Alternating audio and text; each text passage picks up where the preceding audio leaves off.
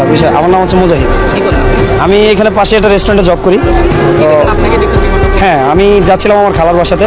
তো আমি এই বেরিবাদের ওই রোডে, তখন আমি রানিং দাঁড়ানো ওইখানে। তো আমি দেখলাম যে বিমানটা একটু কাইত হইলো, একজন প্যারাশুট নিয়ে পড়ে গেল।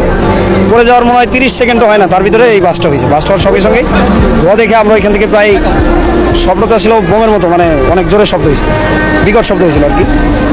তখন আমরা ওইখানে বালু যারা ফেলাই দিয়েছিল, ওরা আমার সঙ্গে আরও 8-10 জন আসছে। আসার পরে আমরা এই গলি দিয়ে আসার পরে এখানে আমাদের ভিতরে সেনাবাহিনী ঢুকতে দিচ্ছিল না। পরে কোনোভাবে আমি অল টপ করে ঢুকছি।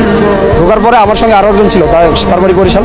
আমরা এইখানে আসছিলাম। এখানে আসার পরে এখানে আমরা দেখি যে একটা লাশ অর্ধেক আছে আর অর্ধেক নাই, এখানে মানে পাখায় কেটে গেছে।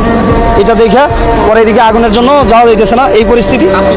প্রচণ্ড তাপ ছিল। তখন আমরা পিছনের গেটে গিয়ে, হ্যাঁ মানে এই স্কুলের পিছনের যে জানালাগুলো আছে ওইখানে গেছি। যাওয়ার পরে আমরা জানালাগুলো ভাঙার পরে আমরা স্টুডেন্টকে তালাশ করলাম যে কোনো ক্লাসে কোনো স্টুডেন্ট আছে কিনা।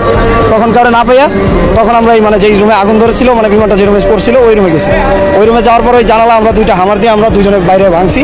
ভাঙার পরে আপনার যখন এই জানালা ভাঙার পরে আমরা দেখছি যে 4টা বাচ্চা এক জায়গায় পুইরা এক জায়গায় দোলা হয়ে রয়েছে। ওইটা দেখার পরে আমি ওইখান থেকে মানে আমার একটা বমি ভাব আসছে, আমি আস্তে নামিয়ে গেছি নিচে।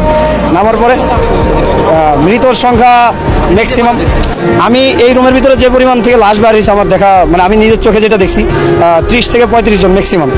পাশের রুমেও ঠিক এরকম ছিল। এবার যে স্পট সহ বাইরে এবং স্কুলের ভিতরে যারা ছিল সব প্রায় 130-35 জন এরকম হবে, মানে এটা আমার আইডিয়া থেকে আমি বলছি।